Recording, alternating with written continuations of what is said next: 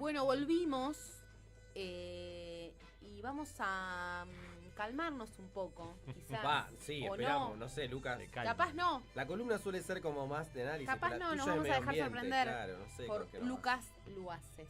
Bueno, vamos a hablar de unas fotos que salieron. Maldición, otra. Hartos. No de nuevo decía. No, pero sí, había pensado cambiar la columna 3 veces más o menos armándola y terminé agarrando un tema para no irnos tanto de la coyuntura. O sea, la vez anterior nos fuimos al espacio, nos fuimos a otro lado y hoy quería volver un poco a la realidad, y ya que estamos hablando de esta hiperrealidad tan horrenda que nos oculta otras cosas, bueno, hablemos de otra parte de la realidad. Bien. Que esto oculta, ¿no? Que todo esto que veníamos hablando oculta. Iba a hablar un poco de la parte comunitaria de los comedores. ¿Se acuerdan que venimos hablando de varias cosas? Voy a hacer un repaso de columnas anteriores. Hablamos de cómo definimos naturaleza, hablamos de la resiliencia. Sí. Hablamos de aspectos de lo comunitario que son invisibles a los ojos. Puedo volver un poco a eso, pero las leonas, hablaban antes de las leonas. Bueno, los clubes de hockey son clubes sociales y deportivos que realmente sin ningún tipo de apoyo van construyendo todas las pibas y pibes que juegan el deporte. Sí. También hablamos de producción de una forma bastante introductoria, de cómo se produce la energía, de cómo se producen los alimentos. Y bueno, y en el último caso hablamos de estas misiones, ¿no? Estas misiones a la luna, estas misiones al espacio, y cómo eso puede ayudarnos a pensar otros tipos de misiones relacionados con lo ambiental. Bien. Hoy quería hablar en particular esto de los comedores, que es un tema muy actual por lo que está pasando con los comedores, por dos cosas están pasando con los comedores populares en todo el país. Por un lado, el crecimiento de la demanda, ¿no? de la duplicación, o en muchos casos se habla de hasta 3 veces más de pedido de raciones y de viandas, y a la vez el recorte sistemático y muy fuerte de lo que era el alimento que se daba desde el Estado Nacional a los distintos comedores, que esto está cambiando radicalmente. Por un lado, muchos cierran y muchos se están bancando con aportes voluntarios desde la caridad Sí. y están creando un montón de cuestiones para que sea muy fácil hacer esas donaciones y obviamente que bancamos desde acá todo lo que se pueda hacer en ese sentido. Pero quería tomar este tema que es insisto, muy, muy grave por un lado, y por otro lado utilizando un dispositivo que se creó comunitariamente, como son estos comedores, que ninguno es un comedor que vino el Estado y dijo voy a fundar un comedor, sino en general 99,9% de las veces mujeres de los barrios que dijeron, che, mis vecinos tienen hambre, algo hay que hacer, vamos a poner una olla, vamos a parar la olla y vamos a hacer que los pibes, las pibas puedan comer. Y esa primera tecnología social tiene como dos miradas desde distintos ámbitos, desde más de izquierda, más de derecha o más progresista, como uno quiera llamarlo, que tiene que ver por un lado con una mirada de por qué no debería existir eso, quiero decir. Hay dos miradas respecto a qué es lo que no debería existir de ese dispositivo. Hay una mirada directamente totalmente regresiva, que es no debería existir porque esa gente no debería comer, y si no puede bancarse su comida, que muera irremediablemente, que sería la mirada gubernamental actual. Y después tenés una mirada desde un lugar nostálgico quizás, desde una mirada que en cierta medida comparto algo de eso, en el sentido de lo que busca, si bien para mí no es la manera, que es pensar que eso no debería existir porque cada uno tiene un plato de comida en su casa y no tiene que salir a buscarlo al comedor. Uh-huh. A mí me pasa que siempre que algo surge desde el interior de la comunidad, algo tiene para darnos, pensando en el futuro. Obviamente, hoy por hoy está clarísimo la necesidad y lo que está aportando. Ahora, a nivel del futuro, ¿no hay algo ahí que podemos tirar de la cuerda y entender que hay no solo una necesidad, sino algo más. Un germen de algo. Un germen de algo, exactamente. Y ¿se acuerdan que la vez pasada les dije, bueno, las próximas columnas vamos a empezar a proponer algunas cosas, de a poquito a proponer, a tirar del hilo de los temas y ver qué puede haber más allá. Y en particular los comedores, esto es algo que no es solo una idea mía o nuestra en nuestra cooperativa, sino son cosas que se vienen también empujando y hay gérmenes de eso en distintos comedores, en distintas organizaciones, de cómo eso puede transformarse. ¿A qué me refiero con transformarse? Hoy por hoy las comidas que llegan a los comedores son siempre el típico alimento no perecedero que llevas a un recital, que llevas al centro. Bueno, todos esos alimentos tienen una matriz determinada de forma de producción y del tipo de empresas que la generan y de componente nutricional y de lo que termina generando en la forma de comer y de desarrollo de las personas, que es realmente muy malo lo que compone eso. Estamos hablando de siempre harinas refinadas, estamos hablando siempre de mucho contenido de aceites, de sales, azúcar. Siempre es tanto desde el comedor como desde el típico bolsón municipal, provincial, que te viene en esa caja. Bueno, te viene kilos de azúcar, por ejemplo, como para saber de forma directa que obviamente es un consumo cotidiano, es real esto, pero obviamente que genera a nivel de los organismos y de las personas en relación a su cultura también. Bueno, dentro de lo que son los comedores, un montón de comedores vienen exigiendo hace mucho tiempo poder tener alimentos frescos, que es un gran tema. Sí, de hecho era uno de los aportes que hacía el gobierno nacional, que era escaso, insuficiente, pero la gran mayoría de los comedores lo que dicen es que al haberse cortado esa distribución de comida, el gran aporte cualitativo que hacía Nación era los frescos, las verduras, las frutas, queso. Exactamente, eso es absolutamente fundamental. También podríamos hablar de comedores escolares, y es el mismo, y sucede lo mismo.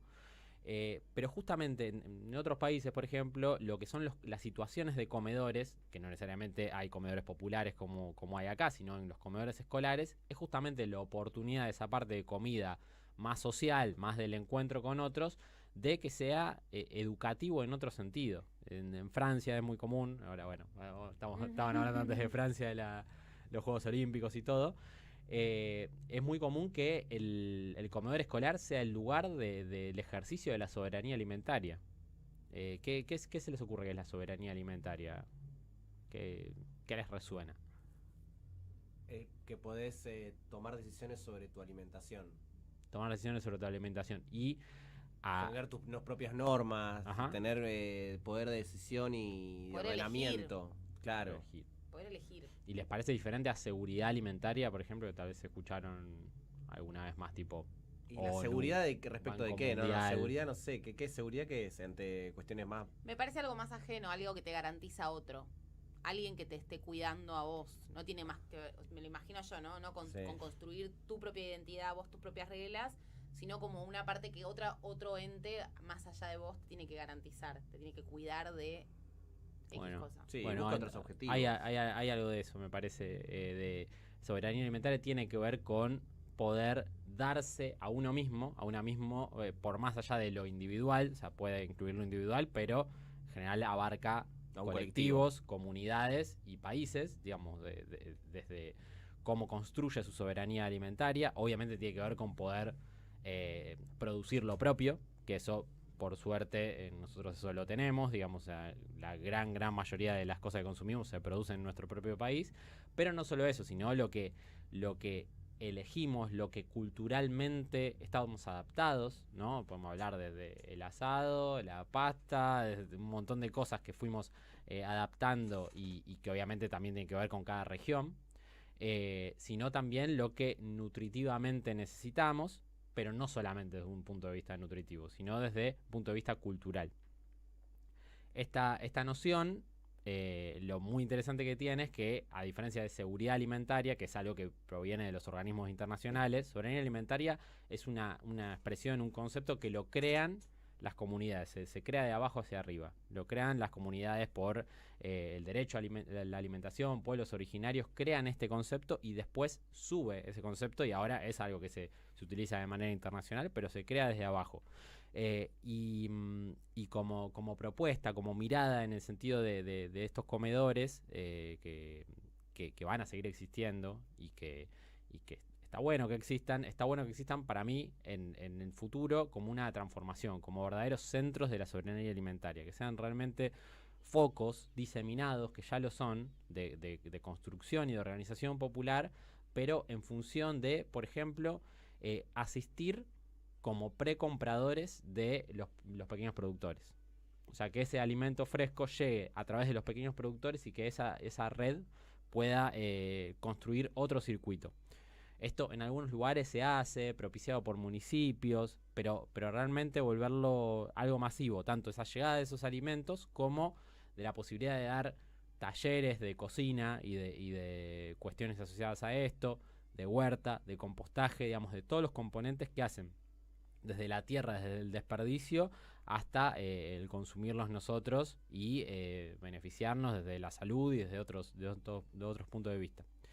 Esta temática es para mí un gran puente, como pueden ser otras cosas, de temáticas y problemáticas que tenemos ahora a una posibilidad futuro de pensar esa transformación, ese clic, porque si no lo que hacemos es si simplemente decimos, que lleguen los alimentos, más allá de la parte de los frescos que decías, seguimos de alguna manera retroalimentando algo que si solamente es ir a buscar un plato de comida, y desde la pandemia se volvió ir a buscar la vianda, o sea, ni siquiera se daba el hecho social, comunitario, colectivo de comer entre todos, sino ir a buscar con un tupper y llevárselo a la casa, a pasar a otra cosa. Esto se da igual de otras maneras. Un montón de comedores en los últimos 15 años se volvieron centros culturales, se volvieron otras cosas, se volvieron centros de CAJ, por ejemplo, los centros de acceso a la justicia, cosas que este gobierno está destruyendo, cabe aclarar, claro. pero cosas muy importantes de dispositivos territoriales, ¿no? Que como que se institucionalizaron, o se fueron institucionalizando.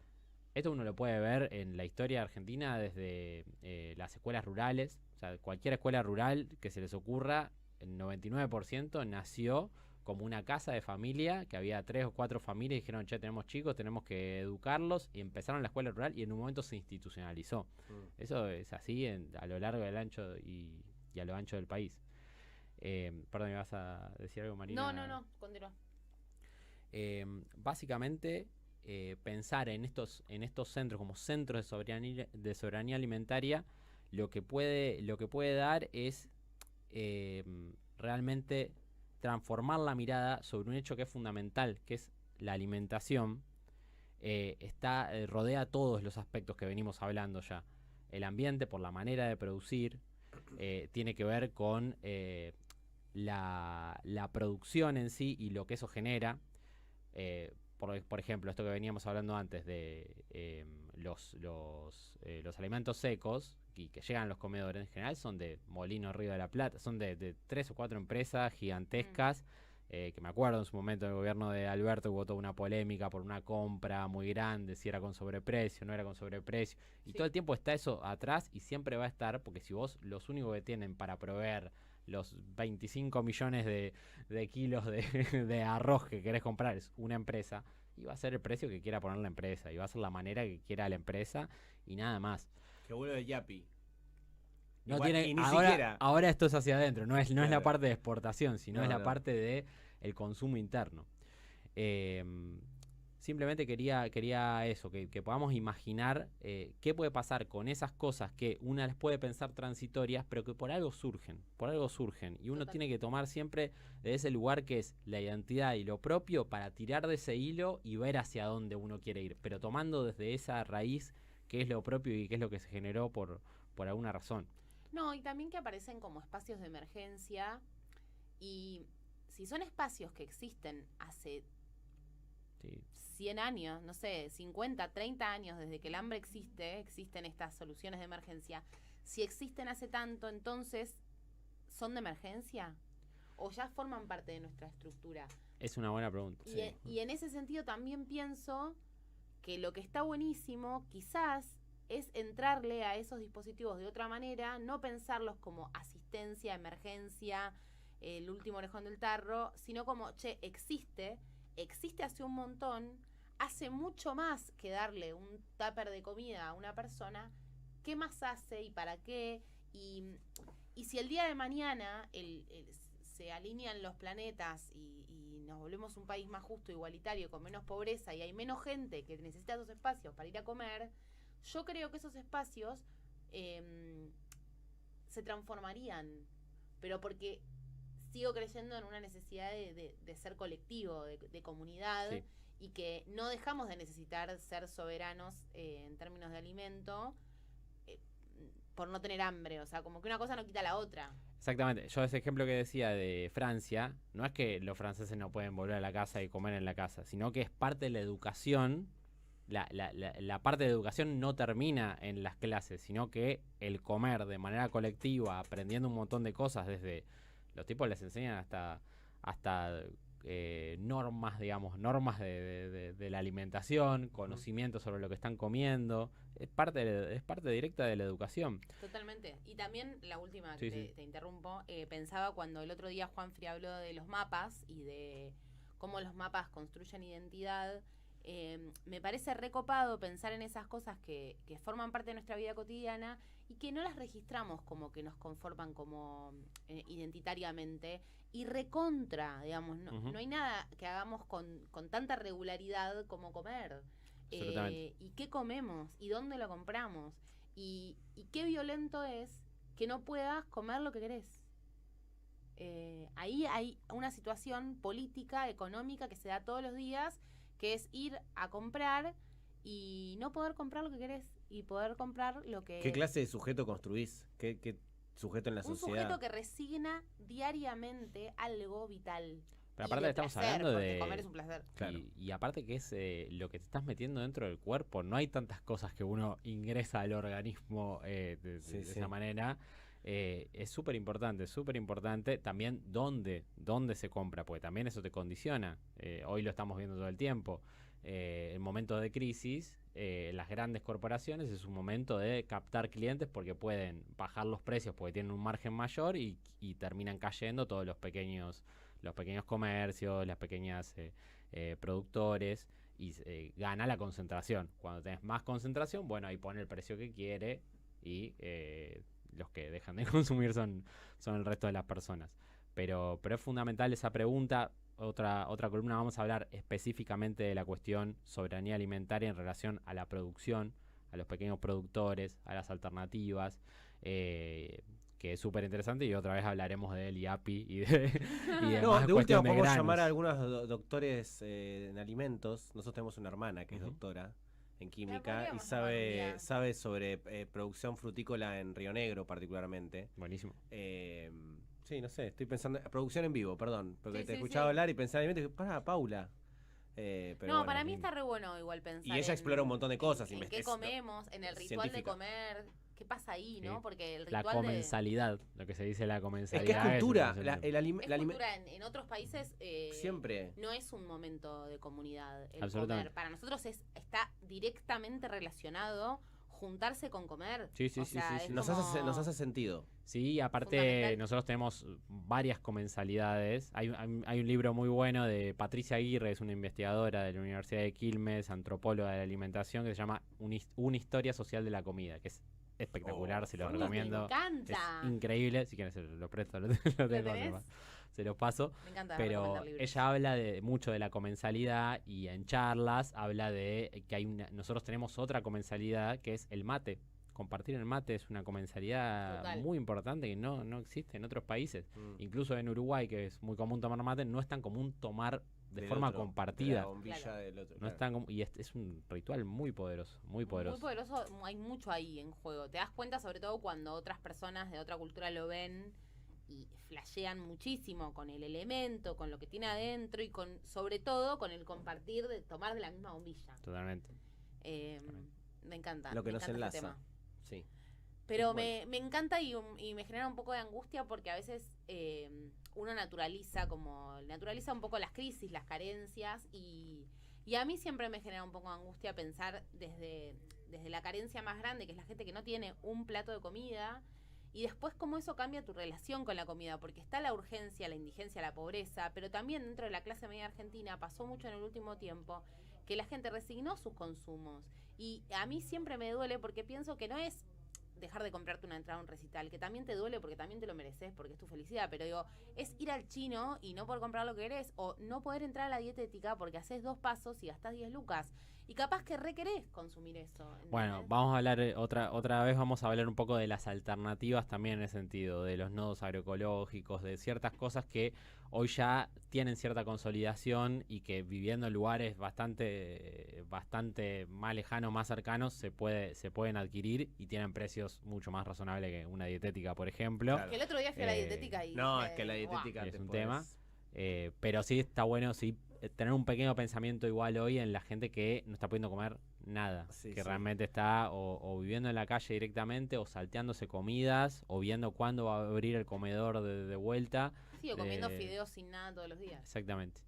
Y está bueno también como tener conciencia en el medio de toda esta vorágine de imágenes, de cosas que parecen lo importante, qué sé yo, pensar en personas que realmente no les duele la panza, les duele el cuerpo entero por no poder comer, o pensar que mañana quizás iban a comer pero hoy no, y bueno, y pensar el paso siguiente, ¿no? Que si realmente se vuelve a tener la oportunidad de ser gobierno en distintos estamentos o lo que sea, o hoy en la provincia de Buenos Aires o lo que sea, tener la posibilidad de pensar en esto no como solo la emergencia, sino como una oportunidad. Y eso, ahí nos dejás con una oportunidad, por lo menos el programa terminó con oportunidades. No, y hoy también vos hablaste de esta actualidad tan caótica. De la vorágine, sí. Porque tampoco sé si rara, la oportunidad de repensar los líderes políticos, de decir, che, si se cae un montón de figuras, capaz que es el momento de que se caigan, capaz que es el momento de revisar un poco quiénes son los referentes políticos. La generación nueva, nosotros, dale, vamos. Vamos a gobernar. Nos vemos el viernes que viene. Coman rico. Nos vemos.